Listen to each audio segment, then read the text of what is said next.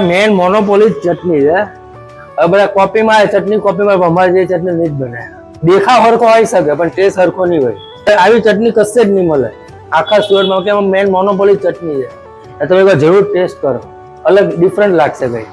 Gaja circle પર આવેલી છે મહાકાળી સમોસા. એકચ્યુઅલી હું પહેલા લારી ચલાવતો, મતલબ સમજો ને, અમારે કુલ 20 વર્ષ જૂનો ધંધો છે. 10 વર્ષ ત્યાં દુકાન કરી છે, પહેલા અમે લારી ચાલતી. ને અમારી મેન મોનોપોલી ચટણી છે. સમોસા એક ટાઈમ પર મળી જાય પણ ચટણી અમારે જેવો ટેસ્ટ નહીં આવે.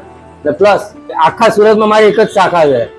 ઘણા વિસ્તારમાં અમારો ખોટા નામનો ઉપયોગ બધા બહુ કરે છે, એટલે કોઈ ગ્રાહક મિત્રોએ છેતરાવું નહીં.